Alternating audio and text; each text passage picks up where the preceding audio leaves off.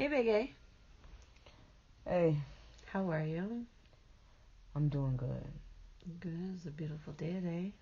It was gorgeous. I enjoyed it. Mm. Tell me a story. Which story would you like me to tell you? I want to hear about your awakening. My awakening? I can do that. Yeah. For 30 years, I was in a deep slumber. I did not know who I was or my mission on earth. I was not raised in this lifetime knowing of the occult, secret societies, magic, powers, spiritual practitioners, voodoo, or any of the things associated with the spiritual world. The only thing I saw out of the ordinary was the Sci-Fi Channel, or maybe the alien movies brought into the house. Anything spiritual was deemed demonic or wrong, but regardless, I always had an affinity to it, or you could say an endless curiosity. One thing that I could never explain away or make sense of were my dreams. In them, I saw different worlds, planets, and species this world did not have. No movie could replicate the people I saw, the friendly relationships I formed, and the families who accepted me when I awoke in their gardens. Always a garden. People with an array of skin tones, eye colors, hair, and height. My dreams were immersive and lucid, filled with experiences the physical world couldn't offer. The reality of the physical world was brutal and cruel, and over time it would not get any better. At some point, though, my colorful dreams turned morbid and dark, and I would be pulled into rooms where dark rituals were being held. No matter how hard I tried to escape, I was made to watch some of the most heinous and perverse acts between what I would assume was dark practitioners. Chained to a wall to watch, I would scream, cry, and yell, but they didn't care. They laughed. I hated sleeping and was made to regardless. Around this vessel age of about 10, a new nightmare formed. One I would experience for 20 plus years until I broke free. In this specific dream, I was submerged in a dark, turbulent ocean at the bottom.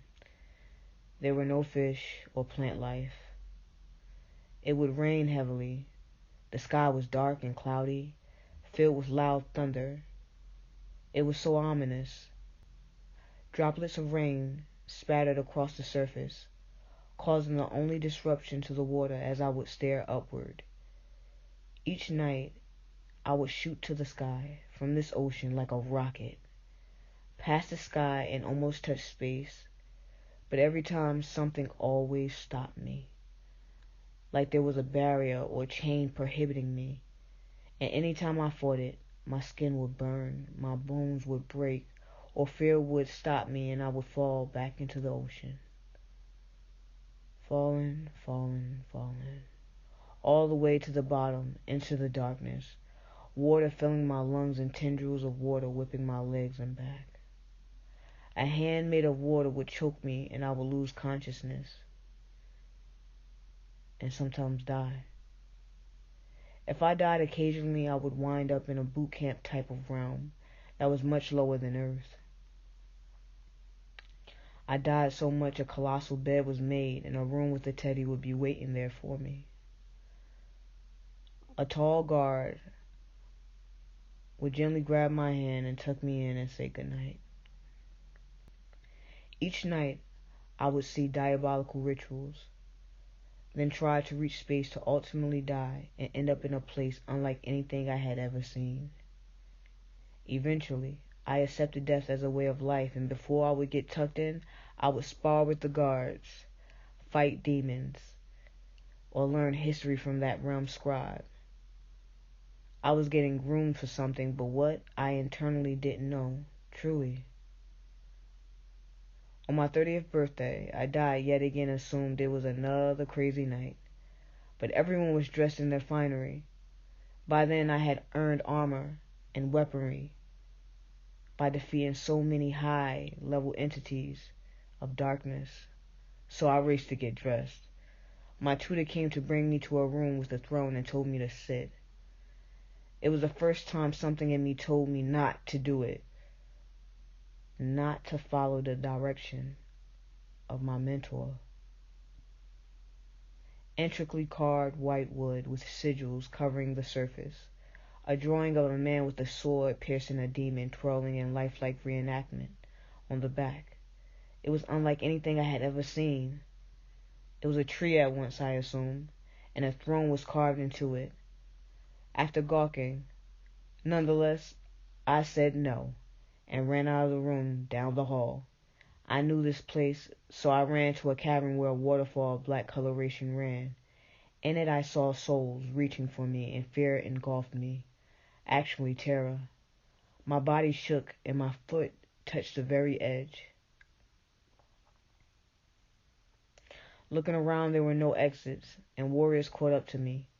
My scribe once told me evil souls were trapped there for all eternity and died, never to be reborn again. My longtime mentor emerged from the back of the group, slowly telling me to move from the edge. The man who caressed my hair as I cried, taught me how to fight demons, tucked me into bed, wiped the blood off my face when I had a good fight, and never tried to hurt me. That was until this moment. My heart hurt, and he knew it. All he could do was shake his head and move slowly, but the pain was too great.